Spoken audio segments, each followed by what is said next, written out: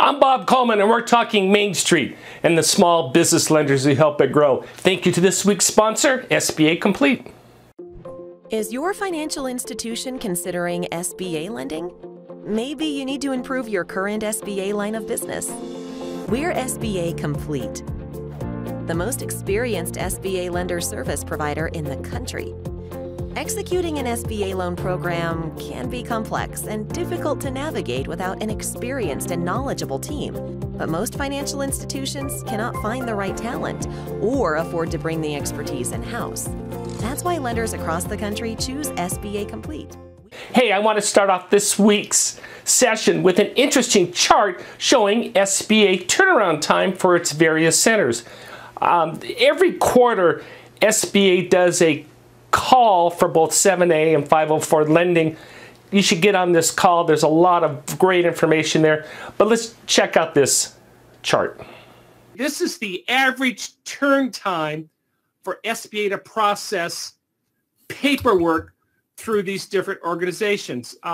Loan Guarantee Processing Center, they're doing 20 days. Small loans, 3 days. I like the servicing actions. You're near dear to your heart. 2 days out of Little Rock, 5 days out of Fresno. And Herndon, they're saying if you do everything right, you're going to get paid in 30 days. Now, that's 30 business days, but those numbers are, I think they're working hard, Lance.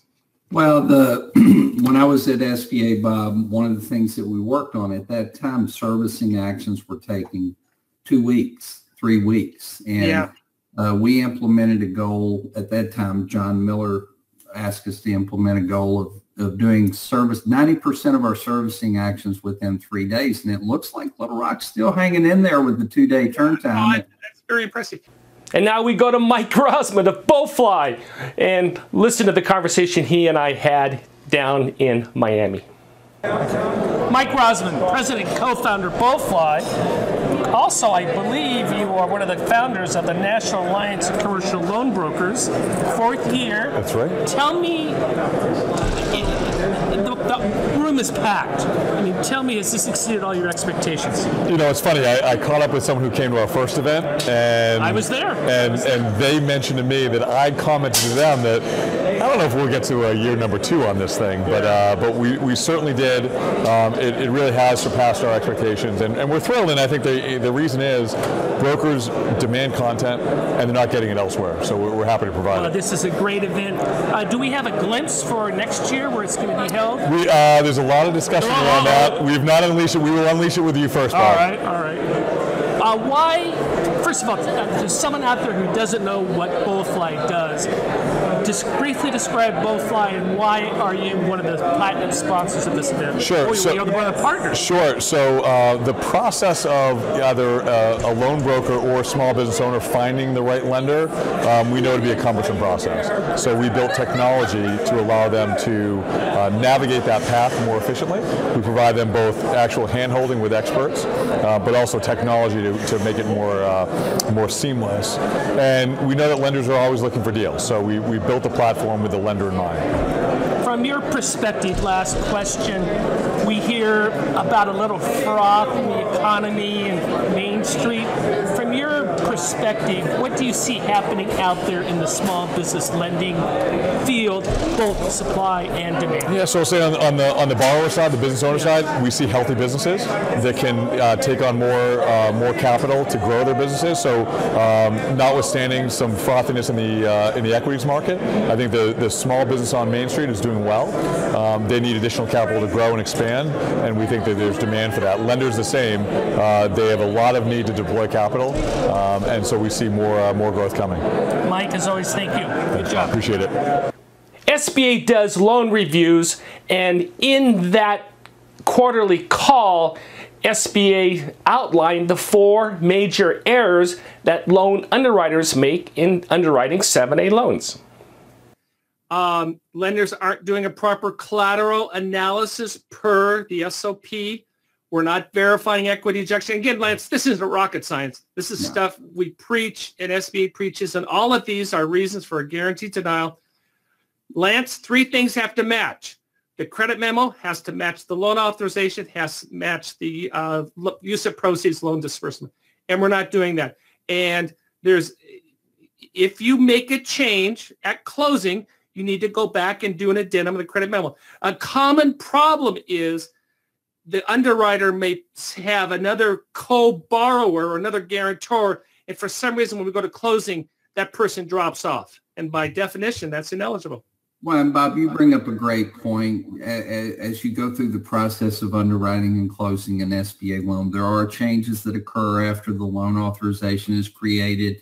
And if you're doing the loan under delegated authority, that's a unilateral action for you to make that loan authorization change as long as it's prudent and documented with a memo attached to the loan authorization.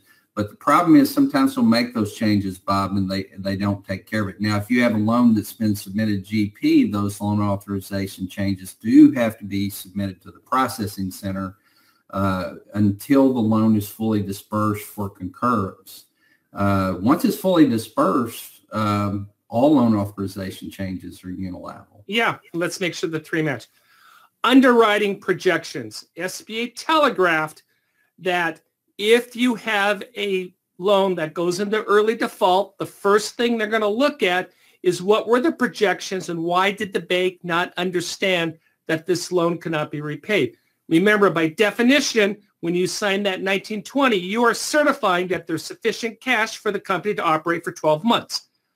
What they will do is they will go back to those projections, and you're going to have a serious problem when your gross profit margins are 30% higher than the RMA standard, or we have sales of $1.2 million, but next year, for some miraculous reason, we're going to pull down $2 million, Lance, when the average sales increase in that industry is only 10% a year. Yeah. Underwriters, please, you need to really be serious about taking a good, hard look at that, because your poor liquidators, when they put together that PDK package and the projections are off, that's tough for them to defend. Yeah, that summary of assumptions that's attached to the projections that explains where the numbers come from, and that summary of assumptions showing the numbers are reasonable is so critical. Especially, Bob, you mentioned it, if it's early default. Yeah, so just make sure you're within industry standards. We all know things happen. People die, there's disasters, and the reason why loans fail, you're not going to be criticized for that. But if your projections are way off to industry standards and don't pass the does this make sense test, you're going to have issues. So again, this is, Lance and I aren't preaching this. This is what SBA is telling the industry. Lance Sexton did a great webinar on litigation plans. None of us want to go there, but unfortunately when stuff happens, we have to resort to litigation. Here's his summary of litigation in SBA lending. You know, the primary question is, do you know, what SBA's definition of litigation and what you need to consider. You don't want to litigate an SBA borrower unless it's necessary, reasonable, and customary in the liquidation process.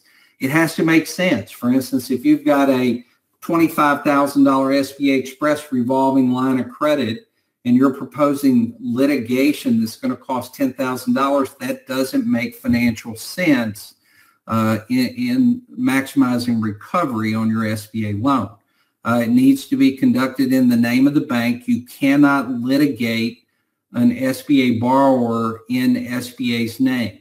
Again, it needs to be conducted solely for your participant lending institution.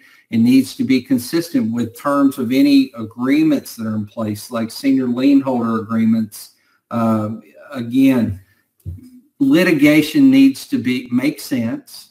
It needs to be necessary to maximize recovery. It needs to be reasonable and customary. And reasonable really means, you know, the cost to litigate needs to have an appropriate, it needs to be appropriate for the level of debt and the level of recovery that you can achieve.